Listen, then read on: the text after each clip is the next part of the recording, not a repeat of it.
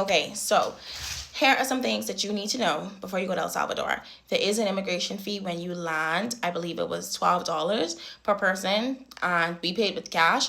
They accept US dollars everywhere. Like, that is actually their currency. So if you just travel with US cash and stuff like that, it'll be very easy to get around if you need cash in any instance. But to be honest, we use credit cards mostly, especially because with transportation, El Salvador's Uber is immaculate and it's affordable. Like, we were able to go to dinner for two people for like $5. It don't make no sense.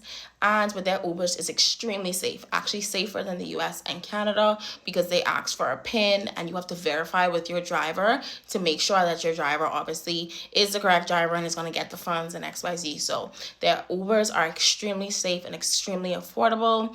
Other things as well that I can probably advise people of El Salvador is that I would say there are mainly two types of stays or vacations. Some tourists like to stay on the beach, which is called El Tunco, which is very much close to, I guess, Surf City. So some people are really into the surfing, the beach zones and stuff like that, whereas we actually stayed in the center of El Salvador, which is the main city, which is called San Salvador. So we stayed there because it was closer to a lot of the restaurants that we wanted to go to, such as Bruto, Monteroso, like other vibes and pupuserias and stuff like that that we wanted to be to. So just for information, those two places are an hour and a half distance by car. You can go to the two places at once, but you need to be prepared to be in the car. And to be honest, even for our volcano hike, it took us an hour by bus to get there. So a lot of the destinations with El Salvador, it is about an hour away from the city. But I don't know how you can escape that, because even from beach zones and stuff, it's even further.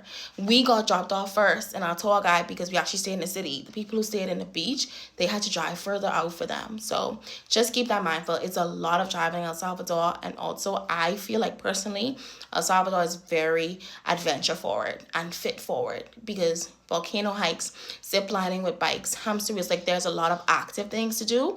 And I wouldn't necessarily do those things with everybody, if you get me. Like, so basically just be mindful of the fact that some of the activities that you might want to do are very like active and fun, and it's very like outside. It's an outside place. Also, the food is really good. The food is so amazing. They have some great food down there. We had Italian, we had Mexican, we had Salvadorian cuisine. Like, the food was actually so good down there. I'm actually excited to go back. And to end it all off, yes, I would go back in a heartbeat. I still have to go to Cafe Albania. I still want to check out the hot springs. I have a lot of things on my El Salvador bucket list that I was able to touch, but also because the city is so slapped on, there's so many other things that I can do as well that I'll be